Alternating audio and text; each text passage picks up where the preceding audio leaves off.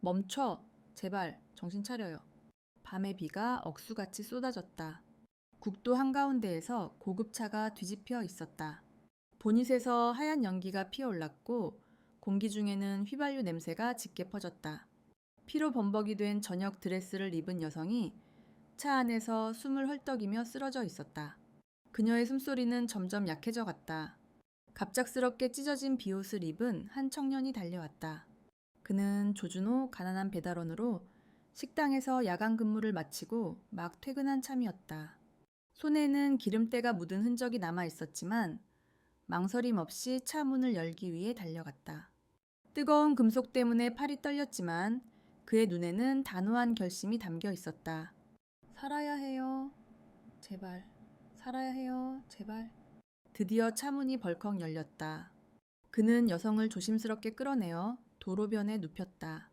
번개가 치는 순간 지연이라는 여성이 눈을 떴다.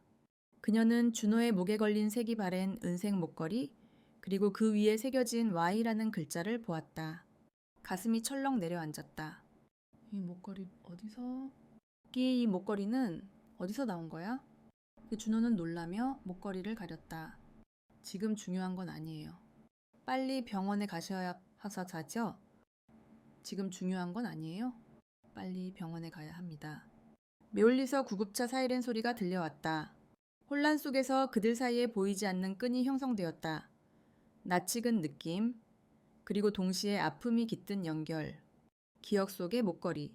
사고 이후 지연은 그 은색 목걸이를 잊을 수 없었다. 20년 전 그녀는 어린 아들에게 똑같은 목걸이를 걸어주었었다. 비극적인 여행 중에 아들을 잃었고 그날 이후 목걸이와 작은 오르골만이 유일한 추억이 되었다. 한 가지는 아들과 함께 사라졌고 다른 하나는 그녀가 소중히 간직해왔다. 설마 그 아이일까? 설마 그 아이가 아닐까? 떠와 그녀는 떨리는 목소리로 혼잣말을 했다. 희망과 절망이 뒤섞인 눈빛이었다. 한편 준호는 여성을 구한 후 좁은 고시원으로 돌아왔다. 양부는 침대에서 기침을 하며 몸져 누워 있었다. 준호는 목걸이를 책상에 올려놓으며 속삭였다. 아버지, 왜 이 목걸이가 사람들을 이렇게 흔들어 놓는 걸까요? 아버지, 왜 이 목걸이가 사람들을 이렇게 흔들어 놓는지요? 그는 알지 못했다. 이 작은 물건이 고통스러운 여정을 열고 잃어버린 가족을 찾는 길을 열리게 할 줄은. 지연은 병원 침대에 누워 있었다. 창밖으로 여전히 빗소리가 들렸다. 그날 밤의 기억을 되새기듯 그녀는 그 젊은이의 눈빛을 떠올렸다. 그 눈빛은 마치 20년 전 잃어버린 아들 윤호의 눈과 닮아 있었다. 설마 또 아닐 거야. 세상은 그렇게 잔인하지는 않을 거야. 설마 아닐 거야. 세상이 그렇게 잔인하고 아이러니할 리는 없어. 하지만 은색 목걸이의 이미지는 그녀의 머릿속에서 떠나지 않았다. 매일 밤 그녀는 낡은 오르골을 열어 그 익숙한 멜로디를 들으며 혼자 울었다. 준호의 힘든 삶. 준호는 여전히 힘든 삶을 이어갔다. 낮에는 건설 현장에서 일하고 밤에는 식당에서 설거지를 했다. 번 돈 전부를 양부의 약값에 쏟아부었다. 양부는 고된 노동자였고 어린 준호를 키웠지만 과거에 대해선 한 번도 말하지 않았다. 어느 날 밤 준호가 도시락을 들고 돌아왔을 때 양부가 다시 피를 토하며 쓰러졌다. 그는 당황하며 외쳤다. 아버지, 제발 다시 병원에 가야 해요. 띠띠 아베오지, 제발 다시 병원에 가야 해요. 양부는 고개를 저으며 손을 잡았다. 네오는 내가 가진 가장 큰 선물이었다. 막 꼭 살아남아야 한다. 미비의 네오는 내가 가진 가장 큰 선물이었어. 무슨 일이 있어도 살아남아야 해요. 진실에 다가서다. 지연은 조용히 조사를 시작했다. 그녀는 준호가 가난한 시골 마을에서 자랐고 출생신고가 불분명하며 늦게 등록된 학적만 남아있다는 사실을 알아냈다. 모든 것이 윤호가 실종된 시기와 일치했다. 그녀는 멀리서 그를 지켜보았다. 양부를 헌신적으로 돌보는 모습, 싼 도시락을 먹으며 낡은 학습지를 읽는 모습, 지친 몸에도 미소를 잃지 않는 모습. 지연의 눈에서 눈물이 흘렀다. 내 아들 맞는 것 같아. 하지만 내가 어떻게 이제 와서 무슨 자격으로? 내 아들 분명히 그 아이야. 하지만 내가 어떻게 이제 와서 어떤 자격으로? 어느 밤 그녀는 용기를 내어 준호가 사는 가난한 고시원으로 향했다. 그를 보니 양부를 업고 삐걱거리는 나무 계단을 오르는 모습이 눈에 들어왔다. 지연은 어둠 속에 멈춰서서 지켜보았다. 가난 속에서도 준호는 흔들리지 않는 마음과 힘을 지녔음을 깨달았다. 그녀는 가방 속 오르골을 꼭 쥐었다. 심장이 미친 듯이 뛰었다. 이 아이가 정말 내 아이라면 나는 어떻게 해야 하지? 이 아이가 정말 내 아이라면 나는 어떻게 해야 하지? 코에 이심과 희망이 뒤섞였고 두려움 때문에 한 발짝도 내딛지 못했다. 아직 단서일 뿐이지만 20년간 꺼졌던 어머니의 마음에 불씨를 다시 피웠다. 만남과 갈등. 더 이상 참을 수 없었던 지연은 준호에게 접근하기로 결심했다. 그녀는 그가 일하는 식당 매니저에게 연락해 준호를 개인 비서로 고용할 것을 제안했다. 통보받은 준호는 놀라움을 금치 못했다. 왜요? 저는 그런 자리에 어울리지 않아요. 왜 저를요? 저는 그런 자리에 어울리지 않아요. 하지만 양부의 병세가 심각하다는 생각에 그는 어쩔 수 없이 수락했다. 돈을 벌기 위한 수단일 뿐이라 여겼다. 첫날 지연의 호화로운 저택에 들어선 준호는 숨이 막힐 듯했다. 반짝이는 크리스털 샹들리에 값비싼 그림들, 번쩍이는 벽. 습기 찬 고시원에서 자란 그에게 이곳은 낯설고 두려운 세계였다. 지연은 부드러운 미소로 그를 맞았지만 눈빛은 떨리고 있었다. 그녀는 거리를 두며 간단한 지시만 내렸다. 차를 좀 가져다 줄래요? 좀 닫아 주세요. 차를 나르는 동안 지연은 준호의 낡은 셔츠에서 은색 목걸이가 번쩍이는 것을 보았다. 심장이 쿵쾅거렸고 손이 떨려 차를 엎질렀다. 그 목걸이 누가 준 거예요? 그 목걸이는 누가 준 거예요?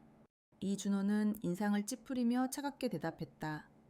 그건 제 사적인 겁니다. 죄송하지만 묻지 말아주세요. 그건 제 사적인 겁니다. 죄송하지만 묻지 말아주세요. 뜰 공기가 얼어붙었다. 지연은 입술을 깨물며 진실을 털어놓지 못했다. 진실의 시작. 어느 날 밤 지연은 준호가 서재를 정리하는 모습을 보았다. 그녀는 잃어버린 아이에 대한 이야기를 꺼내려 했지만 준호가 단호히 끊었다. 저를 동정하지 마세요. 저는 돈 때문에 이 일을 하는 겁니다. 그 이상도 그 이하도 아니에요. 저를 동정하지 마세요. 저는 돈 때문에 이 일을 하는 겁니다. 그 이상도 그 이하도 아니에요. 다 말이 그녀의 가슴을 찔렀다. 지연은 어색하게 웃으며 떨리는 손을 숨겼다. 준호는 돌아섰지만 마음 한구석에 묘한 찝찝함이 남았다. 희생의 순간, 양부의 병세가 악화되었다. 의사는 급히 수술이 필요하다고 했지만 비용이 어마어마했다. 준호는 사방으로 뛰었지만 돈은 턱없이 부족했다. 어느 비 오는 밤 그는 병원 문 앞에 무릎을 꿇었다. 피가 흐를 정도로 손을 꽉 쥐었다. 왜 세상은 이렇게 잔인할까? 나한테서 모든 걸 빼앗아가면서도 아직도 부족한 건가? 왜 세상이 이렇게 잔인한 걸까? 나한테서 모든 걸 빼앗아가면서도 아직 부족한 걸까? 그때 지연이 나타났다. 그녀는 손에 낡은 나무 상자를 들고 있었다. 준호, 이거 좀 받아줄래요? 준호, 이거 좀 받아줄래? 더 상자를 열자 정교한 오르골이 나왔다. 바닥에는 윤호라는 이름이 새겨져 있었다. 뚜껑을 열자 익숙한 멜로디가 흘러나왔다. 어린 시절 꿈에서 들었던 노래. 준호는 얼어붙었다.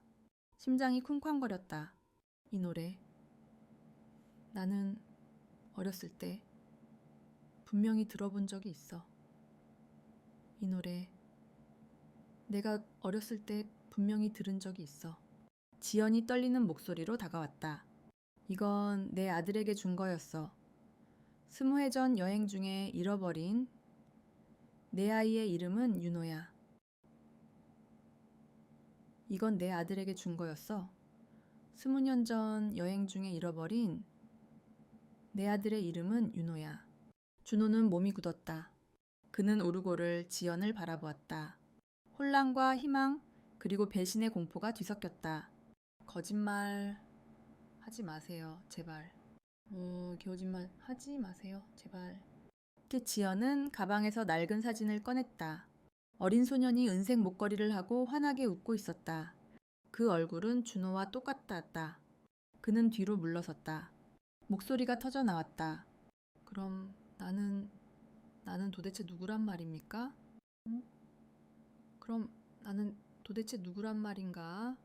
이 두 사람은 함께 울었다. 진실이 드러났다. 부정할 수 없는 증거. 하지만 기쁨의 재회 대신 비극적인 침묵이 내려앉았다. 갈등과 깨달음. 병원 방은 희미한 황금빛 조명으로 가득했다. 지연의 말을 들은 준호는 꼼짝도 하지 않고 앉아 있었다. 손은 침대 끝을 꽉 쥐어 하얗게 질렸다. 분노, 두려움, 그리고 기적을 믿고 싶은 마음이 뒤섞였다. 20해 동안 나는 도대체 뭐였죠? 버려진 아이였습니까?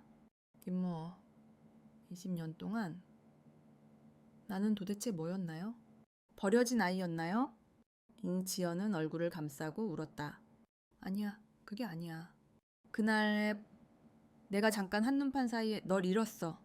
평생 죄책감 속에 살았어. 이 아니야? 그게 아니야. 그날 내가 잠깐 정신없는 사이에 널 잃어버렸어. 평생 죄책감 속에서 살았어. 하지만 준호는 쉽게 받아들이지 못했다. 어린 시절의 가난, 친구들의 조롱, 낡은 옷을 입어야 했던 기억이 그를 올감했다. 이제 이 부유한 여성이 자신의 생모라 하다니 그는 비웃듯 웃었다. 이제 와서 왜 나타났습니까? 내가 절망 속에서 발버둥 칠 때 어디에 있었죠? 이제 와서 왜 나타난 거예요? 내가 절망 속에서 발버둥 칠 때 어디에 있었나요?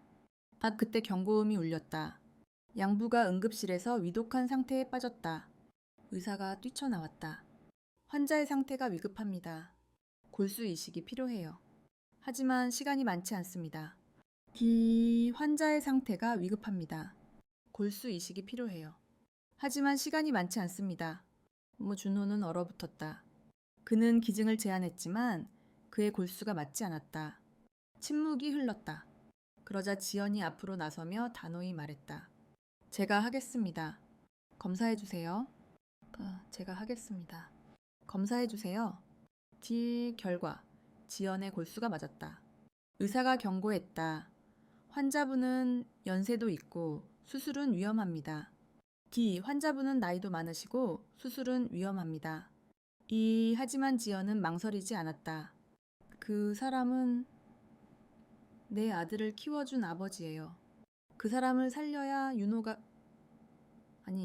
준호가 행복할 수 있어요. 그 사람은 제 아들을 키워준 아버지예요. 그 사람을 살려야 준호가 행복할 수 있어요. 그녀는 수술실로 들어갔다. 준호는 유리 너머로 그녀를 보았다. 그녀의 창백한 얼굴에 스치는 안도의 어린 미소에 몸이 떨렸다. 왜 당신이 이런 희생을... 왜 이런 희생을... 그의 마음은 모순으로 가득 찼다. 늦게 나타난 것을 미워했던 여인이 그의 양부를 살리기 위해 목숨을 걸었다. 가장 소중한 사람을 지키려는 그녀의 마음에 그의 심장이 금이 가기 시작했다. 재회의 시작. 수술은 몇 시간 동안 긴장 속에서 진행되었다. 준호는 병원 복도에 앉아 손을 떨며 기다렸다. 벽시계의 틱톡 소리가 가슴을 찔렀다. 드디어 수술실 문이 열렸다. 의사가 마스크를 벗으며 고개를 끄덕였다. 수술은 성공했습니다. 하지만 환자분은 아직 의식이 회복되지 않았습니다. 수술은 성공했습니다. 하지만 환자분은 아직 의식이 회복되지 않았습니다. 준호는 응급실로 달려갔다. 양부는 위험을 넘겼고 숨소리가 안정되었다. 지연은 옆 침대에 누워 있었다. 창백한 얼굴, 갈라진 입술, 하지만 눈을 뜨자 따뜻한 미소를 지었다. 준호야, 괜찮아? 아버지는 살아날 거야? 준호야, 괜찮아? 아버지는 살아날 거야? 그는 말을 잇지 못하고 눈물이 글썽했다. 왜 이런 위험한 일을 하셨어요? 왜 이런 위험한 일을 하셨나요? 지연은 약한 미소를 지었다. 그분이 없으면 넌 무너져 버릴 거잖아. 내게 남은 건 너뿐이야. 그분이 없으면 넌 무너져 버릴 거야. 내게 남은 건 너뿐이야. 그날 밤 준호는 그녀 옆에 앉았다. 심박수 모니터에 규칙적인 소리가 울렸다. 그는 처음으로 그녀의 차가운 손을 잡았다. 마음속에서 목소리가 터져 나왔다. 이 사람은 나를 버린 게 아니라 잃어버린 거였을까? 내가 증오했던 건 사실 운명이었을까?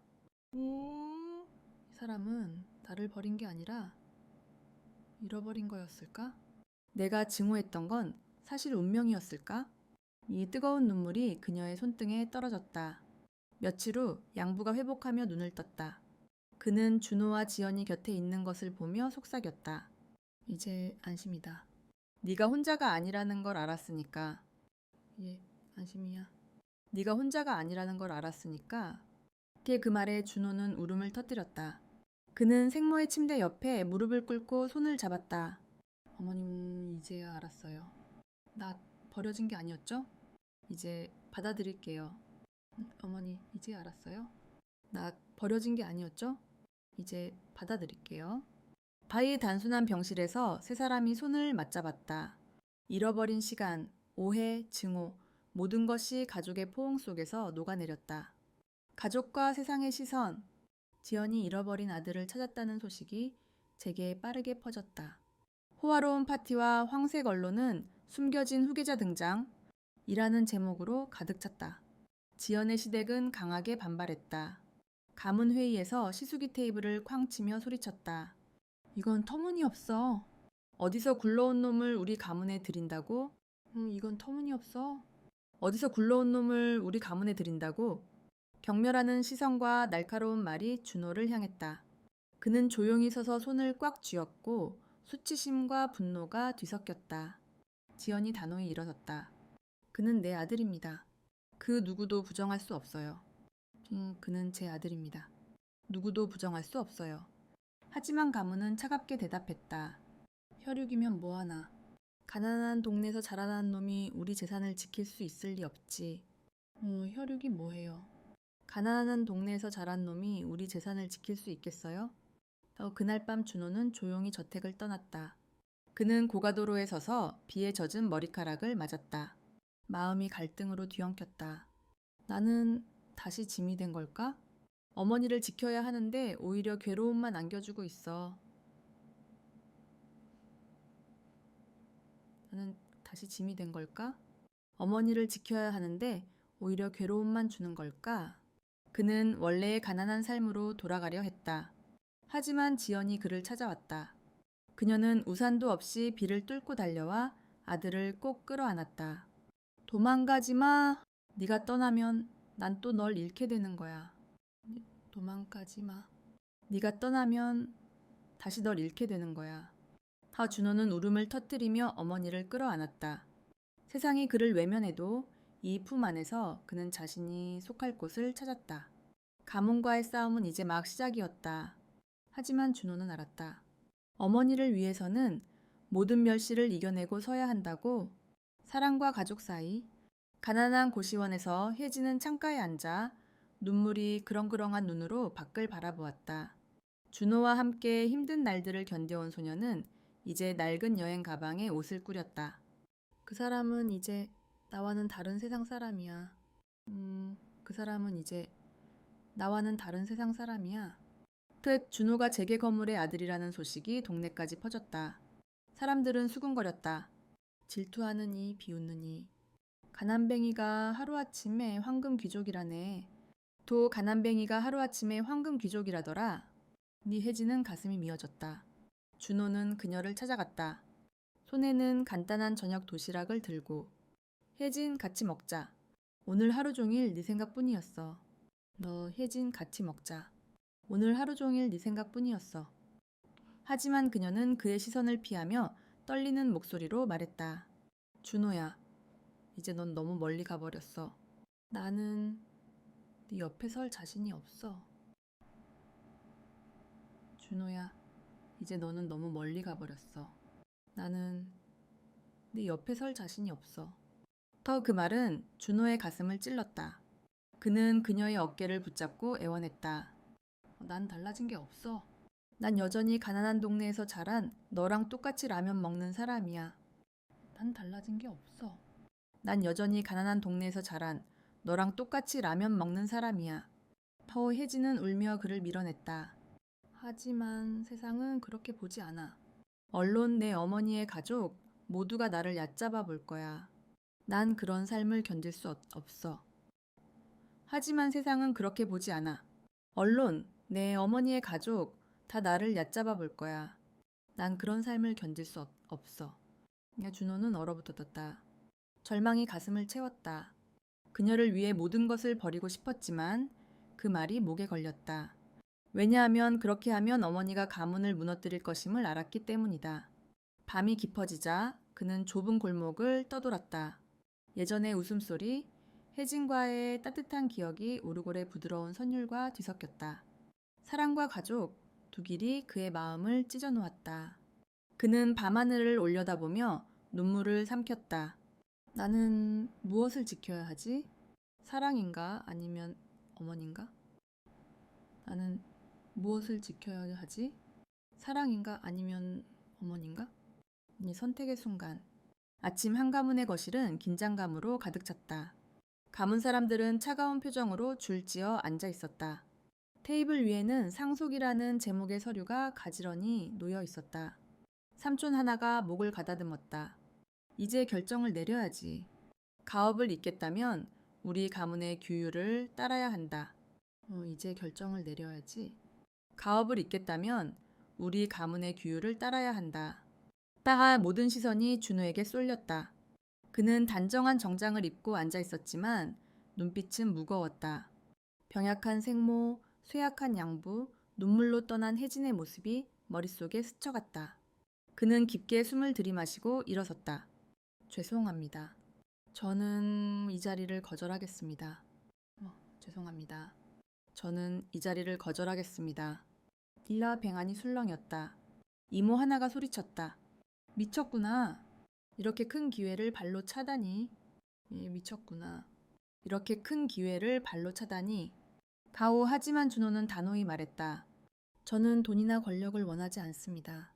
저에게 소중한 건 저를 키워주신 아버지, 그리고 저를 찾아준 어머니, 그리고 제가 사랑하는 사람입니다.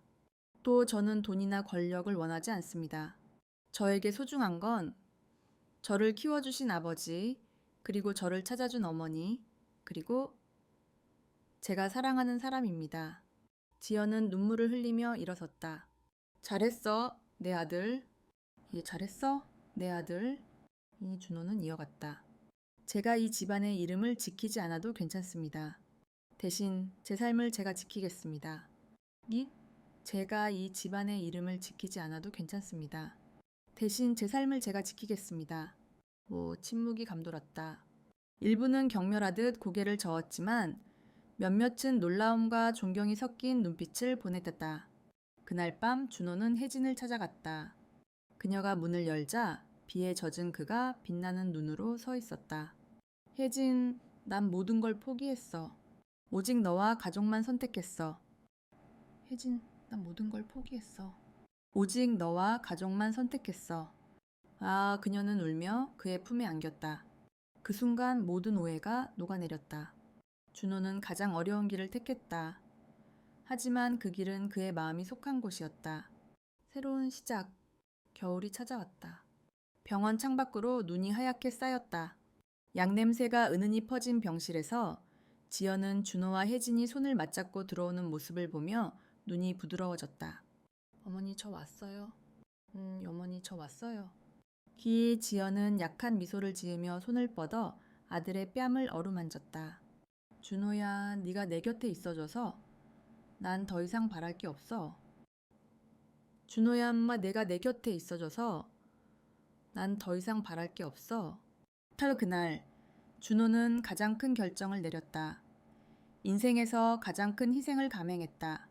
지연이 앓고 있는 유전성 심장병이 위기 단계에 이르렀다. 의사는 단 하나의 방법이 있다고 했다. 심장 이식. 놀랍게도 준호가 가장 높은 적합성을 보였다. 그 소식은 벼락 같았다. 지연은 단호히 거부했다. 안 돼. 엄마는 네 심장을 빼앗을 수 없어. 안 돼. 엄마는 네 심장을 빼앗을 수 없어. 하지만 준호는 그녀의 손을 잡고 눈물을 삼켰다. 어머니, 당신은 제 삶을 찾아주셨어요. 이제 제가 어머니의 삶을 지킬 차례예요. 어머니, 당신은 제 삶을 찾아주셨어요. 이제 제가 어머니의 삶을 지킬 차례예요. 수술은 긴장 속에서 진행되었다. 빨간불이 몇 시간 동안 켜져 있었다. 혜진은 복도에서 무릎을 꿇고 떨리는 손으로 기도했다. 드디어 문이 열렸다. 의사가 지친 목소리로 말했다. 수술은 성공했습니다. 두 분 모두 살아남았습니다. 이 수술은 성공했습니다. 두 분 모두 살아남았습니다. 하고 눈물이 터졌다. 혜진은 웃으며 울었다. 몇 달 후 봄이 왔다. 작은 가족은 베란다에 앉았다. 지연은 회복하며 준호와 혜진을 바라보며 속삭였다. 가난과 부유함은 중요하지 않다. 진정한 가족은 함께 울고 웃는 사람이다. 그치, 가난과 부유함은 중요하지 않다. 진정한 가족은 함께 울고 웃는 사람이다. 준호는 어머니의 손을 잡고 혜진의 손을 꼭 쥐었다. 그의 목에는 사랑이 새겨진 목걸이가 황혼 속에서 반짝였다. 그는 잃었던 모든 것을 되찾았다. 생모, 사랑, 그리고 진정한 집. 여러분, 이 이야기를 보며 여러분의 가족이 떠오를지도 모릅니다. 혈통이나 재산으로 잴 수 없는 것이 친정입니다. 그것은 희생과 결코 떠나지 않는 사랑입니다. 이 이야기가 여러분에게 눈물 한 방울을 주었다면 사랑하는 사람들과 공유해 주세요. 좋아요와 구독을 눌러 가족의 따뜻함을 함께 전파합시다.